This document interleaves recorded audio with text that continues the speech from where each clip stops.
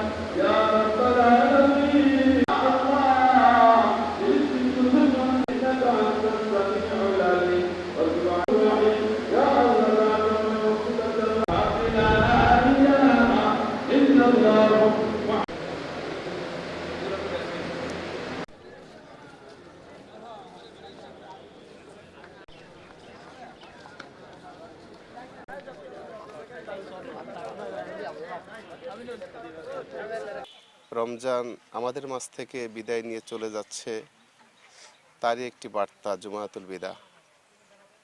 আমরা জুমাতুল বিদা জুমার নামাজ আদায়ের জন্য বাংলাদেশের নয়, শুধু সারা পৃথিবীর ঐতিহ্য একটি ৬০ গম্বুজ মসজিদে জুমার নামাজ আদায় করতে এসেছি। এখানে মুসল্লিদের সঙ্গে নিয়ে আমরা নিজেদের জন্য দোয়া করব, নিজেদের গুনাহ মাফের জন্য দোয়া করব, আমাদের দেশের কল্যাণ কামনা করে দোয়া করব এবং যে রমজান আমাদের কাছ থেকে বিদায় নিতে যাচ্ছে, এই রমজানে যেন আমরা আত্মশুদ্ধি করে আমাদের গুনাহসমূহ আল্লাহর কাছ থেকে মাপ চেয়ে নিয়ে পরবর্তী সময়ে সুন্দরভাবে জীবনযাপন করতে পারি। সেজন্যই মূলত আমাদের এই দোয়া এবং জুমাতুল বিদায় আমরা সেটি আল্লাহর কাছে কামনা করি। দেশের সকল মানুষকে আমরা ঐক্যবদ্ধভাবে করে একটি সুন্দর রাষ্ট্র বিনির্মাণ করতে চাই, যে রাষ্ট্রের মধ্যে কোনো অন্যায়, অবিচার, জুলুম, নির্যাতন কিছুই থাকবে না। সবাই কাঁধে কাঁধ মিলিয়ে সুন্দরভাবে দেশে বসবাস করতে পারি, সেই কল্যাণ কামনা করছি সবার জন্য। আল্লাহর কাছে আজকে জুমাতুল বিদায় উপলক্ষে আমাদের সর্বপ্রথম যে চাওয়া সেটা হলো দীর্ঘদিন পরে আমাদের দেশে একটা শান্তির শৃঙ্খলা ফিরে আসছে। এই শান্তি শৃঙ্খলা এবং মানুষের মনের শান্তিটা মানে মনের আনন্দে যেন ঈদটা করতে পারে, এটাই আমাদের আসলে চাহিদা।